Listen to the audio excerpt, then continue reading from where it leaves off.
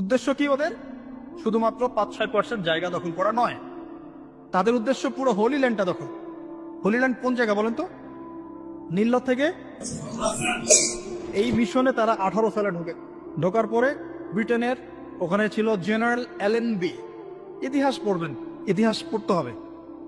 এই এলএনবি একটা ডিক্লারেশন দেয় ব্রিটেনে, বেলফোর্ড ডিক্লারেশন বলে 1917-এ, যে আমরা এখানে একটা ইসরায়েল রাষ্ট্র চাই।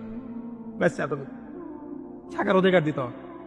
এত মহব্বত, এত পীড়িত, তাহলে ওদের দেশে নিয়ে গেল না কেন? ওরা যদি এত মহব্বত থাকে, প্রেম থাকে, তাহলে ওদের দেশে জায়গা দিল না কেন? ইউনাইটেড নেশনস তো অনেক বড় প্ল্যাটফর্ম, তার অন্য কোনো দেশে কেন দিল না?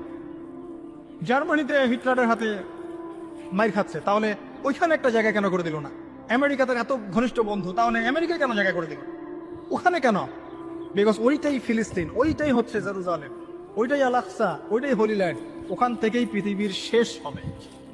পৃথিবী আস্তে আস্তে ঘুরে যাচ্ছে। শুধু পলিটিক্যাল অ্যানালাইসিস দিয়ে এটাকে ব্যাখ্যা করতে পারবেন না আপনি, যতক্ষণ না দাজ্জালের কনসেপ্ট জানেন। ওখান থেকেই দাজ্জাল, ওখানেই তার অনুসারীরা, এবং তারা এই বিশ্বটাকে শাসন করবে। এটা সত্য। মাসিহুদ দাজ্জাল 40 দিন এই বিশ্ব শাসন এই অনুসারীদেরকে নিয়েই করবে।